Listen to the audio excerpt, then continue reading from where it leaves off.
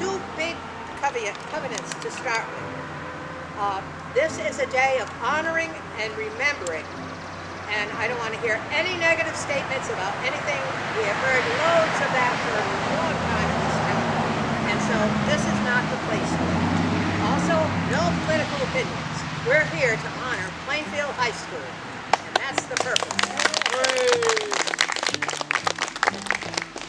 Now, this school has brought a lot to this town and its people. I'm going to give you a history of how it became. I'm in history. I'm with the Historical Society. You can't get away without a history lesson. But I think it's stuff that I didn't know before, so you might be interested in hearing as well. Some of the highlights of some of the things, and a lot of the remembrances. I'm going to count on all of you to chirp in after a while. Well, the board and these other prominent gentlemen who are very smart realized it kind of looked like if you lived in Plainfield, you weren't supposed to be smarter than 8th grade level, and that wasn't what they wanted.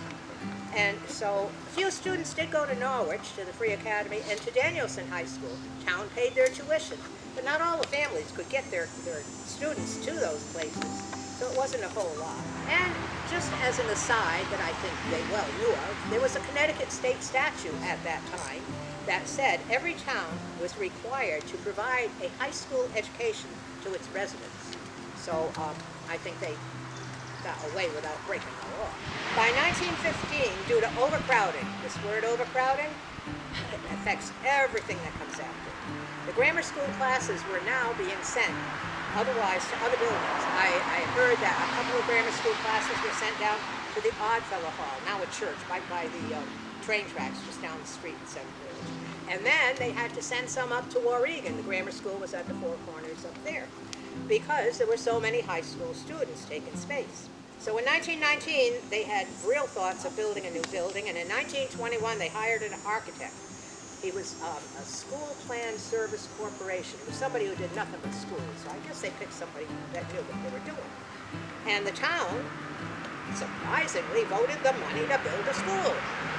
In 1923, 100 years ago now, they broke ground here on 6 acres that was bought from the Loring family, 2 houses down. So in 1923, the ground was broken. In 1924, on March 3rd, the students moved in and classes were started.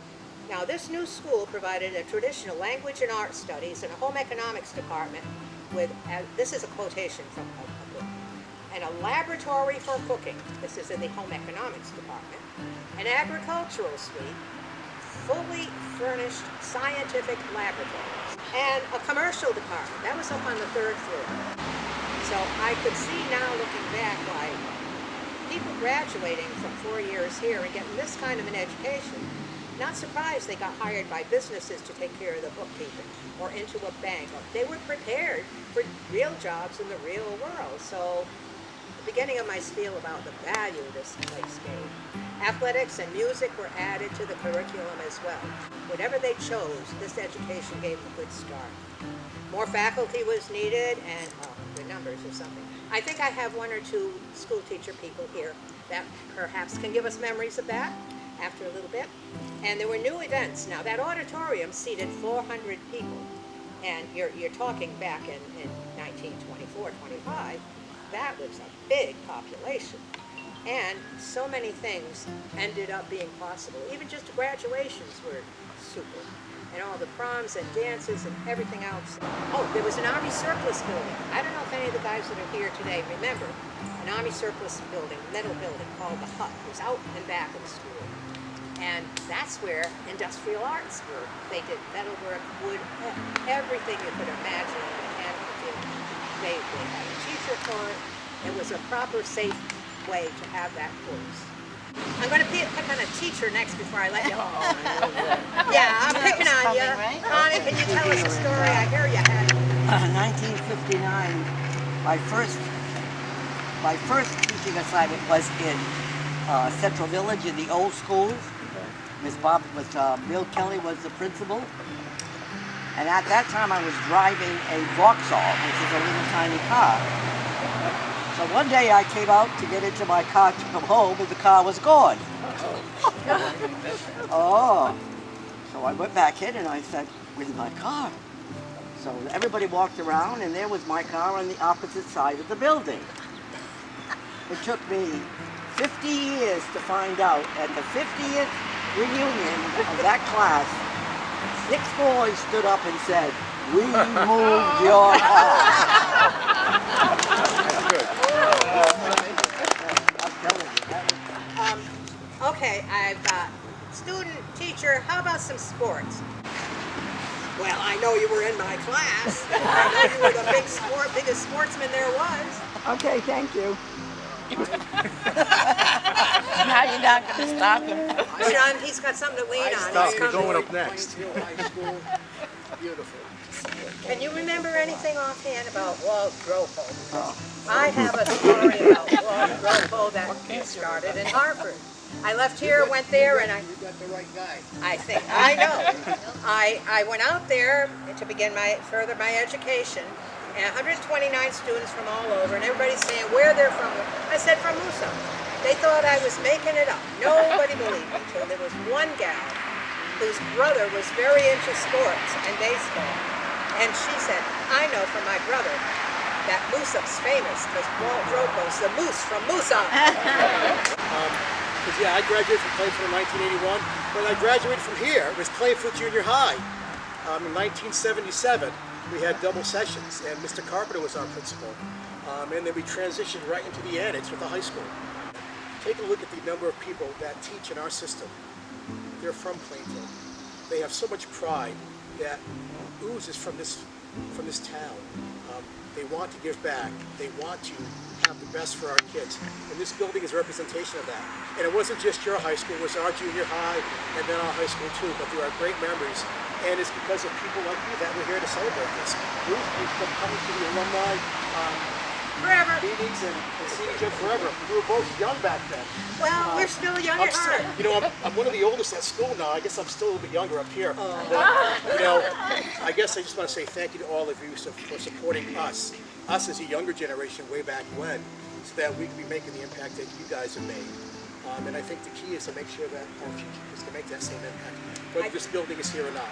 I think we're looking at 3 to 4 generations of people in the same family. I've had some connection here, one way or another, and it's not all necessarily the building. It's the whole idea, the spirit of the Plainfield High School that this building represents, and we'll always carry that with us. And as you can see, 2 weeks notice, and look what we've got here. The loveliest bunch. Connie, want to wave in? Yes, Here you go. talking Thanks, about Bill. Plainfield. Our daughter still teaches in Plainfield. See, that's another addition to the group. Vice President of the Plainfield Historical Society. Yes, for those of you who don't know me, my name is Tom Sinkowitz, Vice President of Plainfield Historical Society. Ruth and I just wanted to personally, once again, thank you all for coming out.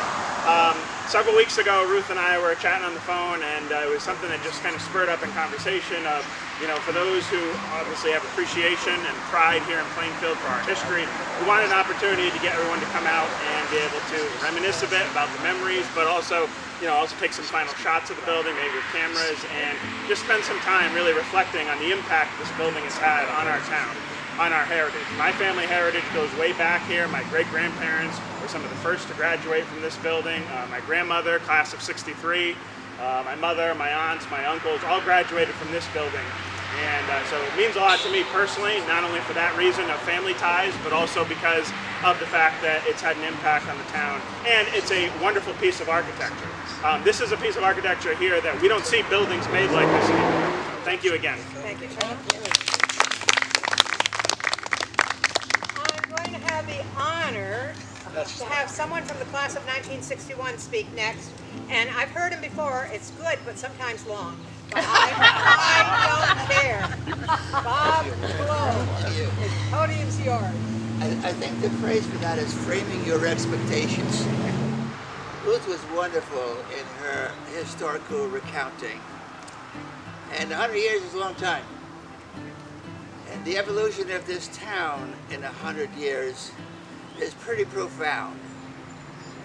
So, I'm going to test you a little bit. How many of you remember the inside of this building today? Of the inside, if you went in through the main entrance, you had some administrative offices right on the left. You had classrooms going all the way to the top right before you hit the pool on the top level. Yeah, I was here as a junior high too. If you walk through the main door, Right. past the administration building, like Matt, offices met, and you walk straight, that was our cafeteria in there. Okay. When was that? What year? I graduated in '83. Yeah, okay, so going back to when we were here, which was before God, that was in 61. Law school. Roger Peller in class of 53. We're going to have our 70th reunion in September. Okay. Of the 64 of us that graduated, there's probably only about 20 left. The superintendent was Leonard Polopoli, and the principal was Mr. Foy. God bless you. Everybody remembers him. All right, this is a tough question. Who remembers the dining room in this building? The dining room. Yes, you could work in the kitchen too. Margaret Reed was the cook. This was my background. And what year was that? I graduated in 49. 49, And they okay. used to make everything, you know, like we had peanut butter and marshmallow sandwiches, and she made homemade soup every day. Peanut butter marshmallow sandwiches is what I lived on. Yes. I would suggest, however, that a few years later, there was no longer a dining room. What we basically lived on was the sandwiches that we left our house with. And God forbid you forgot them, because they weren't going to get them over here. Homerooms were also the lunchroom, the library, the gossip room, how to make out with the girls without actually doing it with your eyes and other things. Okay, and then one of the central issues coming up to 61 was parking. Oh, yeah. Why was parking such a big issue? Sir, you remember, your kids were there then? What were you? 61 or earlier. When I was in Parking, why was it such a big issue? We didn't have any damn cars. Not a whole lot of cars. Bobby Dowling had a car, I remember that. But few cars, so, okay, anyway. I also wanted to create a picture of the compilation of the student here and how we got here from these villages, from Warrigan, from Central Village, from Sterling, from Moosa, and from Plainfield. I called it the migration. Why did I wear this uniform? I wore it because I wanted to represent in uniform all of the brothers and sisters who were a part of this school, all of whom gave their all when they went. You mentioned so beautifully. Just wanted to say that it was my privilege to have a career that extended around a lot of wonderful, wonderful people. This guy didn't stay as long as I did, but he also had a very, very significant career. So I'm going to introduce you to my friend, Lieutenant Kenny Corsu, class president, class of 61. We moved from New Jersey to Plainfield in 1951 and started building a chicken farm. We had thousands of chickens. So we didn't work in the mills, we started farming. And we stayed on the farm for over 20 years. I learned to drive a tractor when I was 11. Carpenter, plumber, electrician, mason. We did everything. I still do. The odd thing for me coming here as a grammar school student from New Jersey is I wasn't welcome and accepted. I had to earn my way in. And the bigger guys used to set us up for fights. Let's see this guy from New Jersey, what he could do. So in the beginning, I was big enough that I won most of the fights. So we didn't have to do that very often. But that really happened back then. You know, the integration of somebody from the outside into the culture here. And then went to school in Plainfield Grammar. Wonderful experience. We had some sports there, but it got better when we got into high school. Then we came to high school, and when you come to high school, you're coming from all these different towns in the area. You only know your friends. You don't know anybody else. So you spend the next year or two getting acquainted with other people, you know, in class or sports or whatever, you get introduced and you make new friends, which I think is wonderful. Charlie Hanson was the football coach here at the high school, and I don't know if you know, but he came from Boston. Boston, BU. Yeah, BU. Harry Gannis. So I end up in Vietnam, and I'm working with an artillery captain from West Point, and he and Charlie Hanson fought. Amazing. Anybody remember Mr. Trotner? Mr. Trotner. Oh my God. Mr. Trotner was the English teacher, right? He was kind of a nerd. Yes. Right? Our class was on that side of the building over there, and we used to get all the boys lined up on the row of seats next to the windows. And Mr. Trotner would get up and start writing something on the board, and I give the signal, and we all jumped out the window. So then he turned around, and there's a whole row of empty seats. And we didn't go anywhere, we just went around the building and came back in again. And he was baffled. We did that a few times. And I was drafted, so I went into the Army, and I graduated from college. I actually taught here for a while. You know? How come you didn't mention your math teacher? Who? Your math teacher. Who was that? You gotta be kidding me, Kenny Corso. I don't remember. Want me to get up and hit you? Yeah. Forget it. I wouldn't do that, you know. Was it you? Of course. I know who my math teacher was. Come on, yeah. Miss Tchaikovsky.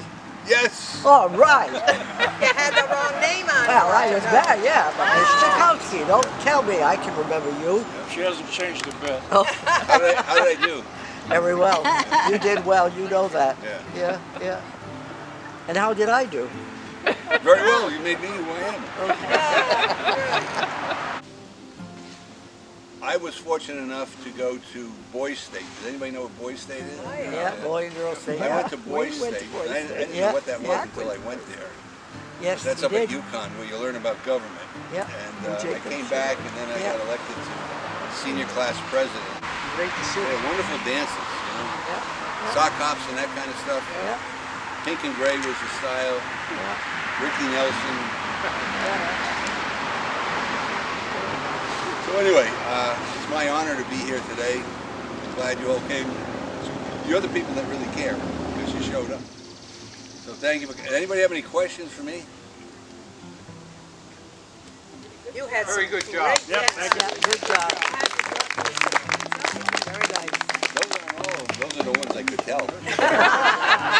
We had set up a Plainfield High School alumni Facebook page. And so we've got like 2,500 members on there.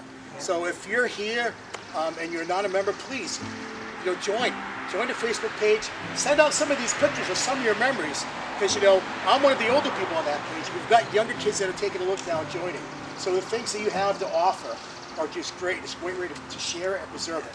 So look for Plainfield High School alumni Facebook page, and we'll be happy to have you in there. Okay, come on up. Oh, I love her. She's so nice. I was waiting for some more people from the fringes. Well, I'm probably not the guy you want to hear from. But though I didn't go to high school here, I do live in Plainfield now. I have a lot of businesses in this town. I own a couple businesses here, but I'm the one that's taking the building down.